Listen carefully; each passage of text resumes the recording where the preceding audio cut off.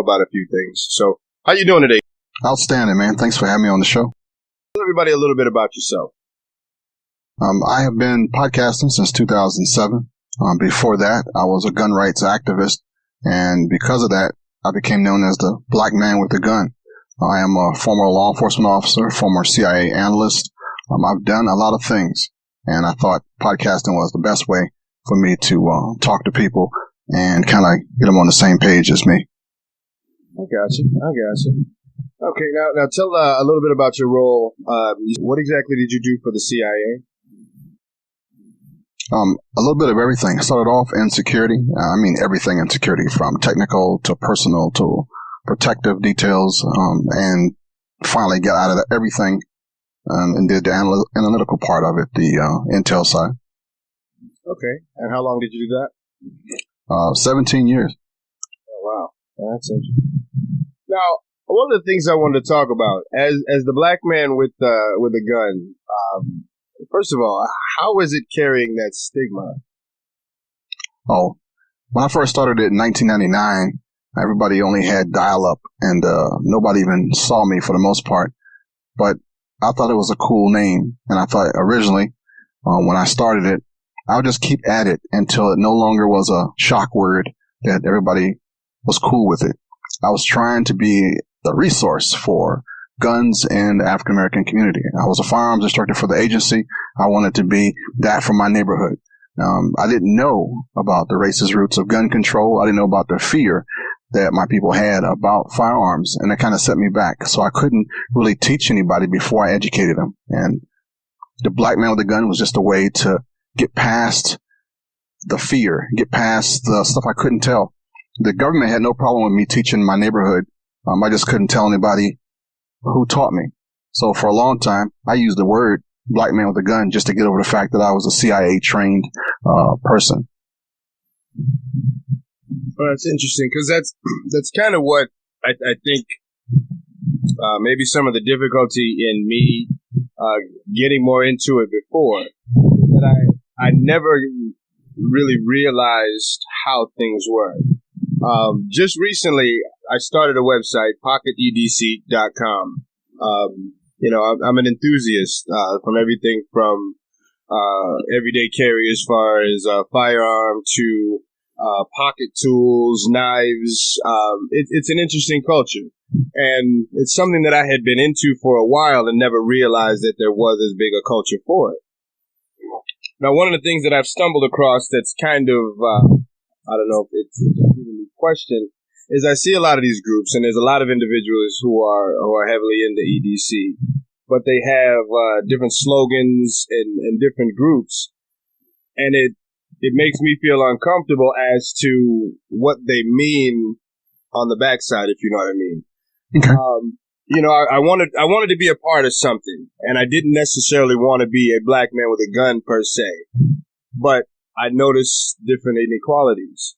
So, like sayings like God bless the Republic and things like that, on the surface seem to mean one thing, but then when you do further investigating, a lot of the individuals who are saying those seem to have another agenda. How do you feel about certain things? Because a lot of the individuals that I've seen that are doing that are former law enforcement officers, different military guys and things. Do you see these groups? Is that kind of where you were going with trying to identify as a black man with a gun? I have had the privilege of being all over the place. When I first started 20 years ago, I was one of the boldest people, because I went to some crowds that, in all honesty, I never should have been in. But being there first allowed me to talk to people and learn from them. And I've learned a lot of stuff that we do is based on either our history, where we stand on it. This country is a republic. It's not a democracy. A lot of the people who are in the gun world know our history better than we do. They play on the words. They use the words. They modify the words. And sometimes the person who's speaking, sometimes it's not a good representation of whatever you're talking about. It's kind of like the Bible, like the cross.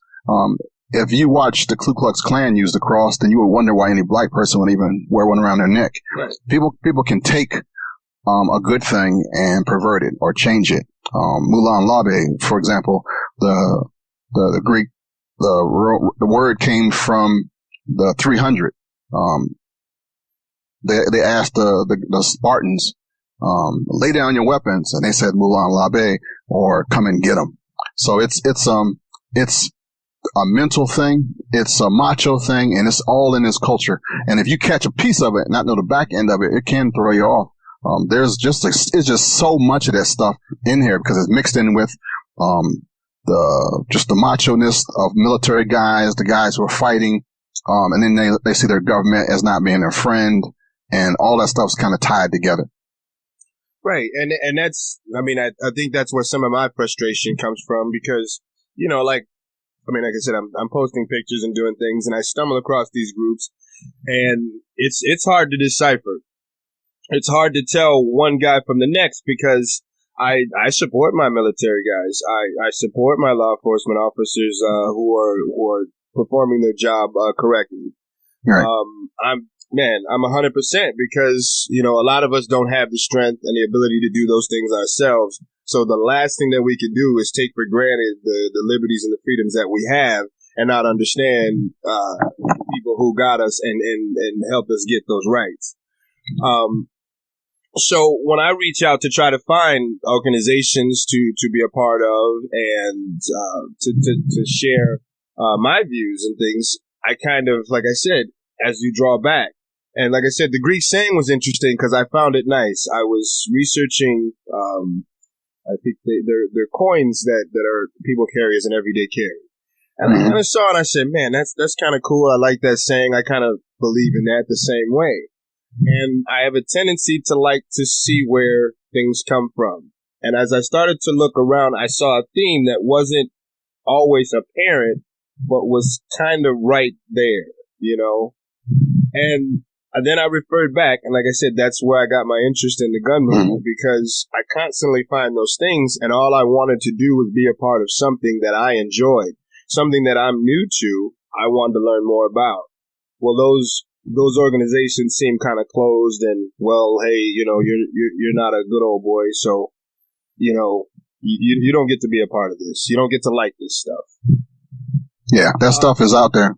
It's interesting, and I just wondered how somebody who's been dealing with it, how have you dealt with it and navigated? I mean, have you joined different organizations that way, or have you just kind of steered clear and done your own thing? I've joined probably most of them or been a part of it in some way where, I'll give you an example, the NRA, for example, I've worked with them, consulted with them, and promote them when I can. I understand that it's one big business, and business makes you do different things. If you want to keep your business going since 1871, you're going to do some stuff that might not be popular, but it keeps the rent being paid. That's a lot of their issue right now. If you have a group of people who will pay their membership dues before they pay their rent, you want to cater to that folk, and that folk usually is not like you. Right. So to keep a business going, to keep an organization afloat, you see some negatives. You see some stuff that you're like, why is it only country music there? Why is it only NASCAR? And I'm not a part of that group. When you go back and you pull the individuals out, you pull the people behind the scenes out, they're cool people. But the business side of it, they can't make money on cool people. Okay. So now, and part of this, I mean, I had some questions prepared, but I did want to have more of a conversation with you because I appreciate a lot of what you're doing and didn't want it to be so sterile. So as I'm scratching the surface, do you agree that, I mean, there's more to find? Am I being maybe too apprehensive? I mean, part of my fear is, as being a black guy with a gun, for instance, that puts a target on your back, and you've carried that for a while, but that's a hard thing to do because now everyone sees you as that individual. They don't see the black man and why you're a black man with a gun. They just see, well, he must be angry, so they take to that rather than going, well, I carry a gun. So hey, he's just like me. No, they go, well, whoa, why does that black guy want to carry a gun? So now, and just what I take to, I haven't gotten my concealed carry yet. I plan to very soon. I don't have a problem. I've recently read that you won't open carry. And I wanted to ask you about that because I don't live in a state where that's allowed, and I don't know that I would feel comfortable enough in doing it. I perhaps would want the right, but I don't know that I would actually feel comfortable with others being able to judge me from a distance with that firearm. So let me ask you about that. Can you talk about your views on open carry and having that target on your back? Both of your questions are kind of tied together. Right. Open carry, and I actually open carry it now every day because I got a badge on. I'm a security guard now for a building, my day job. So as long as you are identifiable as law enforcement or security and being black, you're good to go. The perception, unfortunately, though, is that if you are black and you have a firearm, you are not one of those two characters. So I don't want anybody to mistake me for being a bad guy, which will happen. Right. The most people who dog me for being a black man with a gun look like me. What was really odd was when I wear my black man with a gun shirt, my patch, and all my stuff. It is the same ones that I just dogged a minute ago that love it. That say, "Hey, man, you are like living it. You're an American. You're proud of who you are." And I'm like, what? It really messed me up because it's the people that I thought were going to be the most prejudiced that are not about me being a black man with a gun. For my first a good 15 years of doing this, it was the people outside of this community that supported me doing it. Wow. Okay. What gives you the strength to keep on? I mean, now, is there a conflict at all? I've also, like I said, I'm a musician, and one of the things that I had a hard time doing is I made a transition from making a certain kind of music to getting older to kind of not wanting to write about those themes anymore. The music was still there, but the conflict of becoming more godly. I didn't necessarily start going to church more, but I started seeking out faith and things. So as that evolved, things in me changed, and activities and things I took part in changed.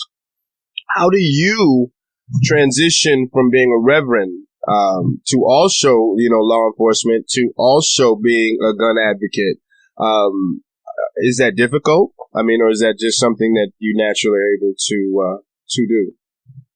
I was raised a Christian. I was that godly guy before I went into the Marine Corps. I had trouble being such a soft-hearted person built for war. I learned how to merge those two together really easy, that there's always a battlefield chaplain somewhere. There's always that guy in the barracks that you can tell that your girlfriend left, that you can talk about your mom, that you can actually cry in front of, and you can trust that dude. I became that dude for a long time. And then as I became a firearms instructor, I was still that compassionate Christian person. I didn't see any conflict because the gun itself is not equate to murder.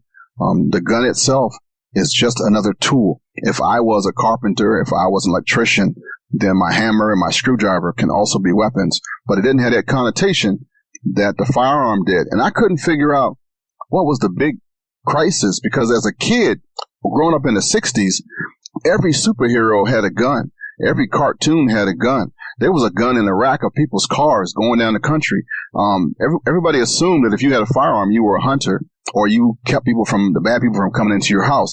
It didn't get into that negative thing until latter time period. So when I became a firearms instructor and this Christian guy was trying to help my neighborhood, I was slapped with the reality of the fear of the gun, the reason behind the gun violence, which is a bad word to me. It's just violence. There's no such thing as gun violence. There's all this stuff was happening, and I couldn't figure out how to make it work. And then when I went into ministry, oh man, it really racked me up, because now I was assumed to be just like the other pastors who preached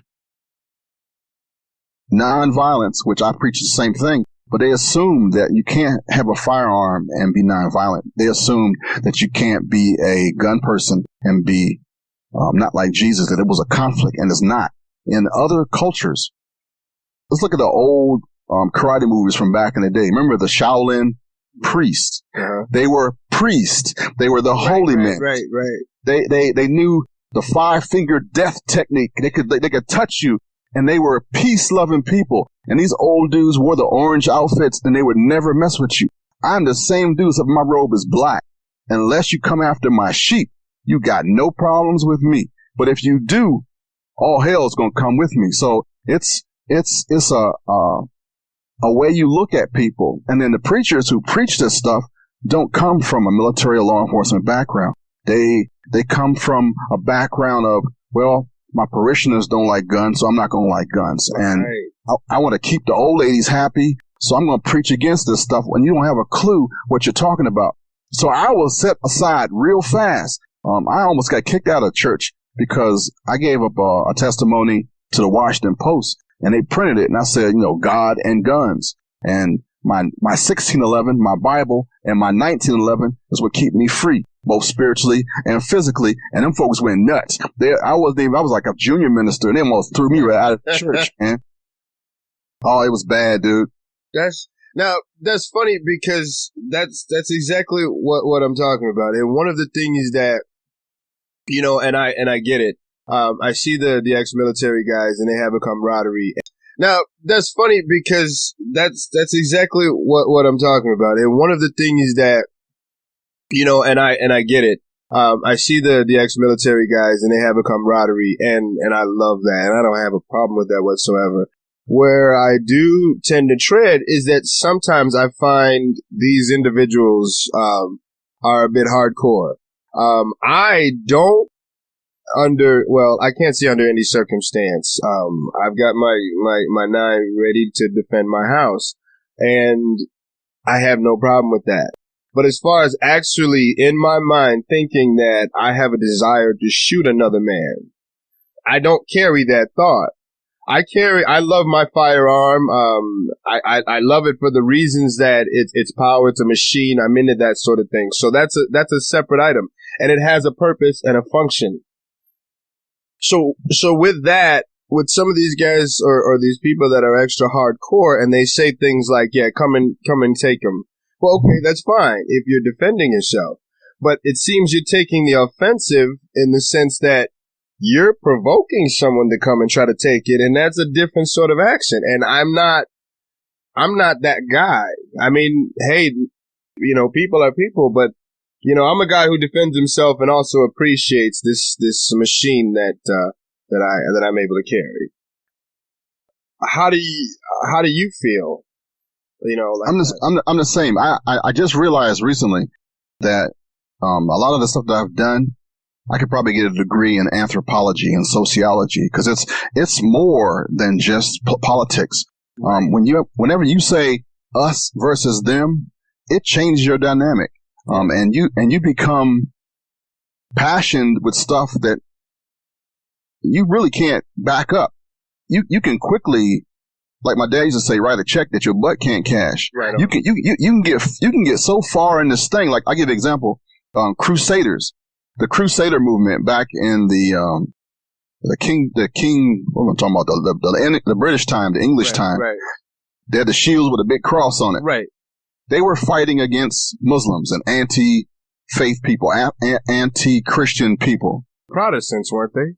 Yeah. So that whole thing, it sounds good, except for when you're trying to be a person that's unifying, a person that's saving people, a person that's trying to help somebody. So you take a Crusader name on your firearm, or you put it out there against people who are not Christian, who are Muslim, you're talking about killing the people now. So it's that whole Crusader thing sounds good, right. But Klan uses it, the people, murderers use it, so it's like twisted. Yeah, right. And that's what I'm saying about these sayings. Like I said, I was quick. I've been off of work for a while. I injured my knee. So I've had a lot of time to get back into doing my music and podcasting and spending more money than I should on Amazon buying tiny devices. So I also have time to be looking at other people's sites. And it's, man, I was that close to buying this EDC coin. And, I think the name is Challenge Coin, but yeah. Some also call it an EDC coin. And then, like the EDC tops. Well, if you look up EDC coins, you see a lot of things that relate to that and then some that don't. If you look up Challenge Coin, it kind of gets more specific, and the two aren't necessarily the same. So I found that confusion in there because I found in some of the EDC coins that same symbol, that Greek, the Spartan helmet with the Greek saying. And then I also found it as a challenge, but the ones who carried it as an EDC coin didn't have the reference or the rhetoric that went behind it. They just kind of, and there wasn't a lot of talk behind it. The ones who carried it and had a challenge coin, oh man, when they posted that, their buddies were right there, and there was a whole thing behind it. So I just found it interesting because, like I said, I didn't really fit in, not just because of the jargon and the speak. It just, it seemed more of an envelope of people. And I'm more of a unifier. I prefer, I don't want to be a black man with a gun. I prefer to be another man with a gun. But unfortunately, the circumstances don't dictate that. And what I've noticed is that if more people saw more black men with guns, it wouldn't be such a stigma or a difference. So I feel it necessary that I have to say more. So, I mean, it's an interesting movement. I wanted to spend some time and give you a chance to talk about the gun movement and exactly what's your direction with that and what you're trying to do, because I find it interesting, but I'd like for other people to be able to hear as well. Before I do, I want to just touch on that challenge coin thing. The challenge coin thing started in the Army. The U.S. Army used to have these coins for their units, and it was kind of like a secret club thing where if you were part of the Green Berets or the Ranger Division, your coin would have your, denoted where you were from. And you could like go into a bar, slap that guy's hand, he would see that you were part of his group and buy you a beer, and you would collect these things as being like among brethren. It's kind of okay. No, keep going. I'm sorry. I'm just. It kind of morphed into this thing where everybody's making the coins, and it's kind of like a cool thing. And I don't even know where that thing went, but it originally was an Army thing because every once in a while, as a Marine, you go into a bar, and the Army guys that dog the Marines, and we go back and forth, and they would have these coins. Nobody else had them but them. So it's just kind of become, since we got like 9 million veterans now, we've been fighting in wars since like 85. So there's the whole militarization of our people has kind of changed too. So that's kind of where that came from. No, that's cool. And actually, now see, I hadn't, and I do so much when I'm on looking up, and I hadn't stumbled across that exactly. I knew it had some military connotations, but I think that's actually pretty cool. So that kind of sucks that more people outside of that are kind of doing that, because that should remain kind of their thing. Yeah. Now it has a chance to reach out internationally. So yeah, well, let me ask you about that then. If you know about the Lucky Fat Man Society. No. That's just one I've stumbled upon, and I haven't. It sounds really cool on the surface. If you notice with everyday carry, there's a lot of guys that have these small resin or stone, little chubby fat guy keychains. And the Lucky Fat Guy, it's weird because I'm like, why would guys have this little naked fat guy on his keychain? But what it represents is if you're helpful or if you've done something, you have a guy out here who's having a hard time and you kind of help him get through it by, talking to him and things. I guess he can nominate you because you can't officially buy these. So I guess people make them and you send it to somebody who's helped you. And it seems real cool on the surface. A lot of the military guys I see or the hardcore guys tend to have them. So I wasn't sure if that was, but it's a cool concept. It's almost something to get behind because it's one of those secret sort of things. It's kind of social media and, here's a sign of appreciation. You really didn't know it, but you helped me out and only people who have that are genuine people who did something. So I didn't know if you had heard about that one at all. No, but it makes sense because today, if you're a healthy fat guy, you're not sick, you're making money. I mean, there's something going on. You can't be fat and be, poor. Right. So it's, you kind of, you're living the life, if you will. Yeah. So, yeah. I appreciate you mentioning the coin, though. I was definitely wondering that, and I didn't have any info, so thank you. The gun movement, for a hot second, I had visions of grandeur. I was going to make this thing like bigger than the National Rifle Association. Pocket seat. Yeah, I know what you mean. Yeah, I was on fire, right? I was like, yeah, I'm going to do this. And then the reality hit me, and I thought, you know what? I'm doing the exact same thing as everybody else. So let me slow my roll. And what the gun movement is an extension of Black Man with a Gun. Right now, I have been blessed to know people of every color, every nationality that are involved in the gun rights movement. When I go to the National Rifle Association's annual meeting or the Second Amendment Foundation's annual meeting or any pro-gun group's thing, most folks know who I am. So I've made a way of becoming the ambassador for the gun community. The pink pistols, even the gay folks. I've been a member of not a member, but I'm like that guy they know. So there's probably some people I'm missing. There's other groups in there, even hunters and outdoors people that I don't even do anything that they do, but I promote them. So I decided to take another site because I'm like really getting into blogging and podcasting. I can't stop myself sometimes. Yeah, I know what you mean. I know, right? It's like addictive. It is. And I learned that community is more powerful than anything. Yes.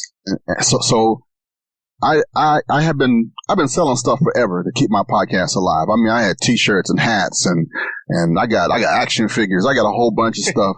This Black Man with a Gun, and it's real ego is this real. It's like, all right, stop, Ken, stop.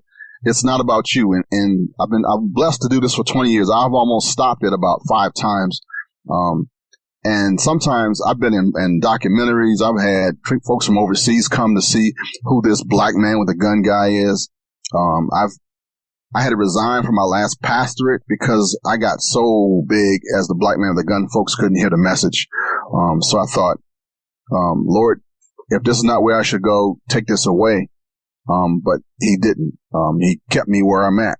And I've used it to minister to people, to reach people that the regular church doesn't get to. And I'm not stopping anytime soon. But I thought, how about if I highlighted other people? If I brought in folks who didn't quite understand or had got hurt by the other people, because in churches, we're really good at hurting people too. We help people, but we've hurt some folks too and become real toxic. And our movements and our gun organizations are exactly the same. Folks don't know that the NRA is cool. They really are. They just got to keep going, so they do some stuff that I wouldn't think you should do. But I'm not in charge of it. That's their thing. So, and there's other groups that don't get their money or their notoriety that are cool too, but folks don't give to that or whatever. So I thought I would just do what I can do right here on the gun movement. I will find people from every nationality, especially those that you don't never see, but I've run into, and I'm going to like beg and plead that they like help me post things, learn things. And right off the bat, I got some traction. People said, this is a good thing. Where you going with it? I don't know yet. I'm just going to keep with the positivity. I'm loving the positivity. And actually, found you. I was really happy, dude, because you're like the archetype of the future for me, because musicians can spread words and music and thoughts and expression better than anybody. There's times in our life that music is what kept us on the map for history. You can plot the whole path of African people through our music. And the fact that you popped up, I was like, yeah, I'm doing all right if I don't chase this dude away. If I can help him where he's at, then he can I can do the tag you're it. Cause I'm building this gun movement to last past me. So if tomorrow I say, all right, I'm done, gun movement will move on, and some other people will carry it on, and there'll be enough stuff in place that it will be sound. It won't be scary. It won't be hyped up. It'll be sensible, and that's where it's going. And see, you know,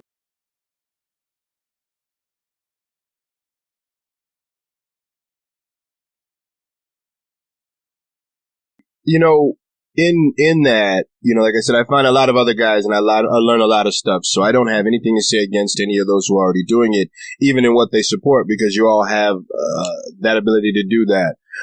I watch everybody from Hickok 45 on down the list. I love how I've never really seen him do anything political. He just kind of does his videos. Hickok is cool, man. And he reminds me of somebody that I used to know when I was younger. And he's, man, like a spitting image with a gun. And I've learned so much from him. The firearm guy, I love that dude. He's one of he has a lot to do with why I love my MR9. These guys are great. Coolio Noir. I dig him. I stumbled on him by accident and was like, when I first saw him, I was like, nah, this guy's going to be something different. And then you hear him talk, and then you find out he's a lawyer, and it's like, oh, this is who we need. This is a trooper. I found Argo J, through you, and read that article. It was funny because I guess he was using black man with a gun as well. And, he's not a little guy. So his story of guys showing up, and even with an AR-15 or the AR-10, I forget what he had, but, I don't know what they were ready to do, but they were ready to get out of there real quick.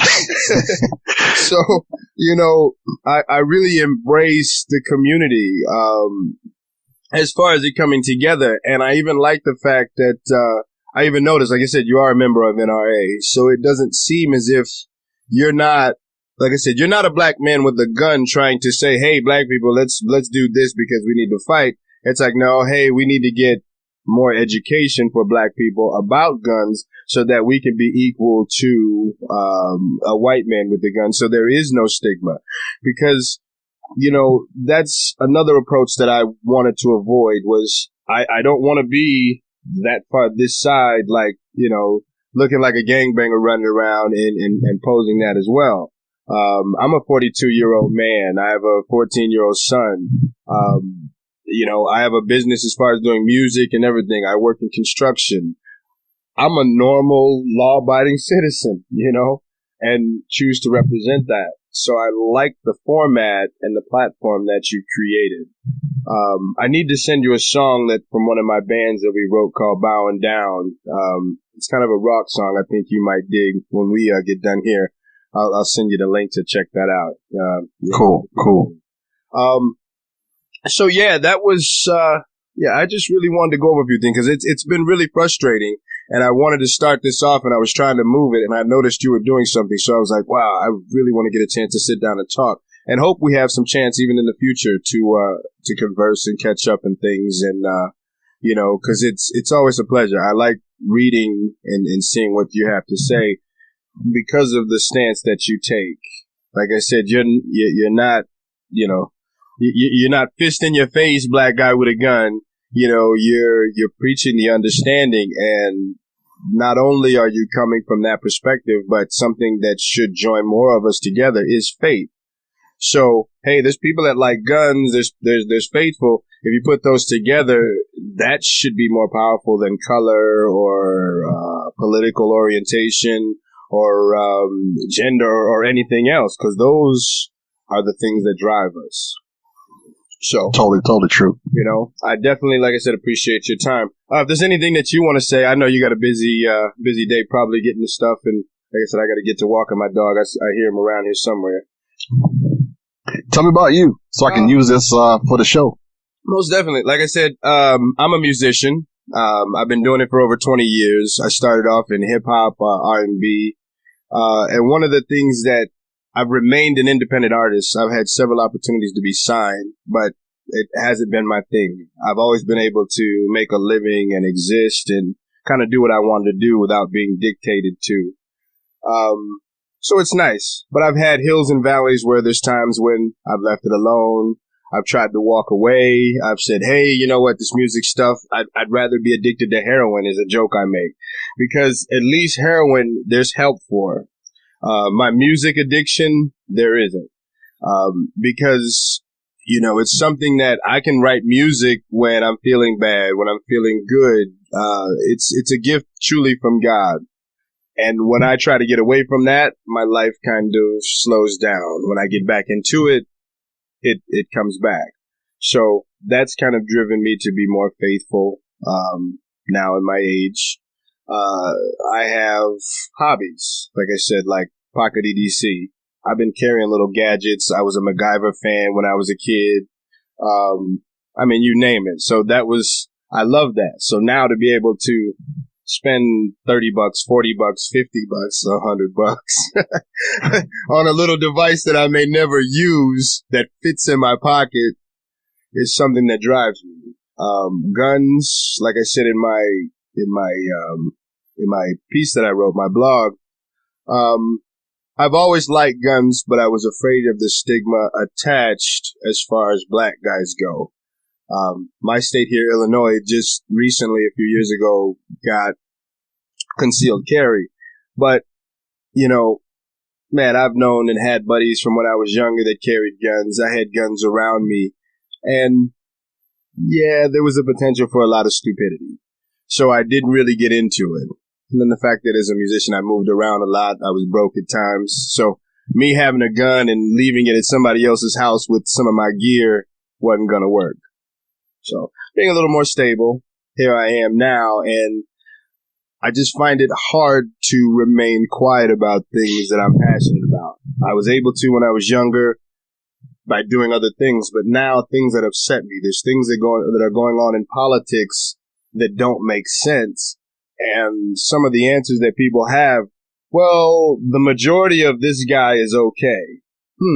So if I murdered 100 people, but I created 1,000 jobs, I lowered taxes and did 75% of good, does that negate the fact that I murdered 100 people? I made a joke to a friend that we have, whatever party you are a part of, but the politicians that we have that are now available, they're not the best. When we go for a basketball team, they don't go for, the little guy over here and go, hey, you're okay, come on, play. No, they go spend money to go to every college, every basketball court. They seek the best. The role of leading our country, we don't seek out the best. We go, the majority of he or she is okay. Well, I don't agree with everything they say, but most of what they say is okay. Okay, so if this guy's a racist and you say the majority of what he's saying, which parts do you follow? So I just find it too hard. And the more and more I say things, the more I lose friends or people who pretended to be friends. And at first it upset me, but now they're just making more room because I gain other access and I have peace of mind. So that's just kind of me as I'm finding my passion. And because of things like you said, man, podcasting I just love doing it. I don't know. I love my voice. That's why I'm a singer. I could talk all day if you can't tell. So I was going to ask you what instrument you play. So it's your voice. Yeah. I'm a vocalist. I'm a writer. I rap. I write everything from country to rock to you name it. I program as well, but I don't. I used to play sax as a kid, but I don't do an instrument now. My last band I had was all stars. I had a great guitarist, some great rhythm guitarist, an awesome bass player, and an awesome drummer. So I got to concentrate on just doing vocals and lyrics. Why should I worry about the guitar? Hey, you want to come in here? You want to come in there? We'll work with it. You're great.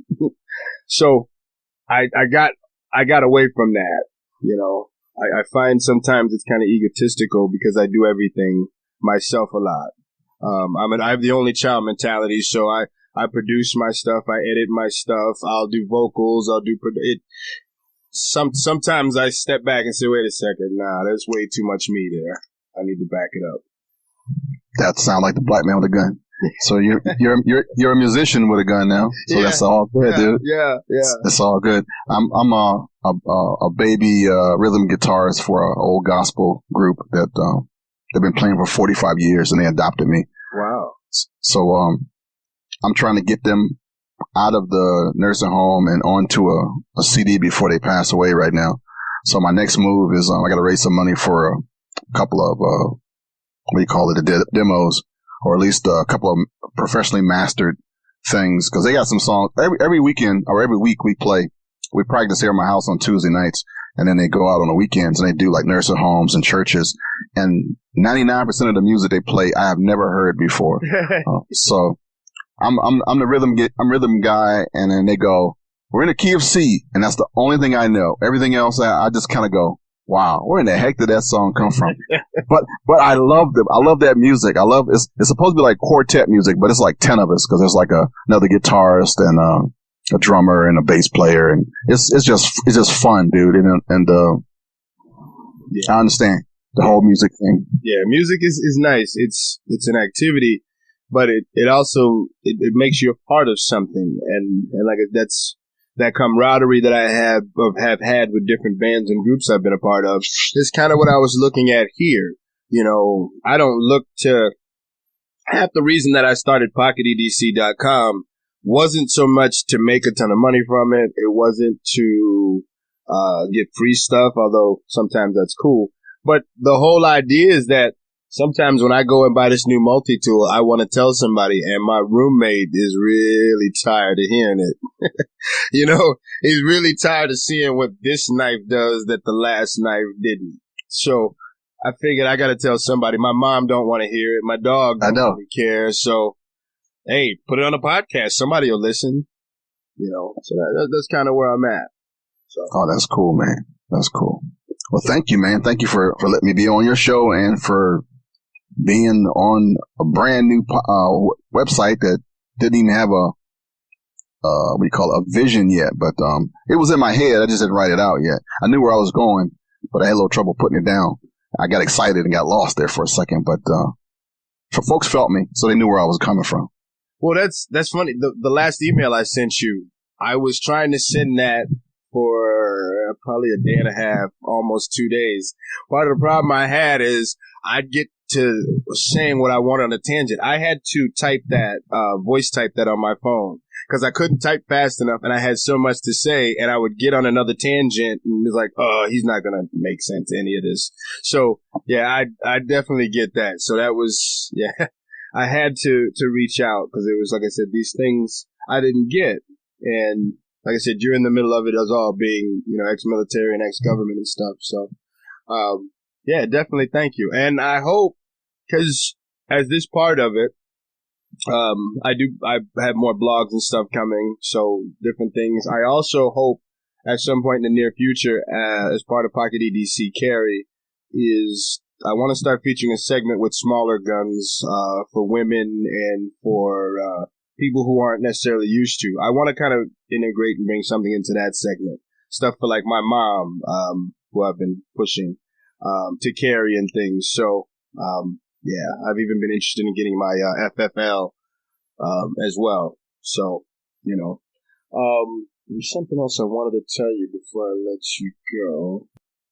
Oh, every one of my people, one of the transitions into Pocket EDC Carry is on my original podcast. I would always ask everybody what they would carry. So the natural transition. So of course I'm going to ask you, what do you carry? What do you have in your pocket that you carry every day? What's necessary for you to have every day? A knife. I will carry a knife even everywhere except for probably an airport. I will put some edged weapon in my pocket, and there's like a million different kinds. Yeah. Whether it be looking like an ink pen or a credit card, but I will have an edge weapon on my person at all times, if not only just for utility, for like the Jungle Book guy, my large tooth. I gotta have that. When I can carry, I will carry a Glock 9mm full size. I don't have any pocket guns. I had a Derringer once, but it only had 2 rounds, and I didn't like that. So I will carry a full Glock because there's never just a reason to carry 2. If you can carry 2, you can carry 17. So that's just how I roll. You better believe it. So you're a Glock boy, huh? You're a Glock fanboy?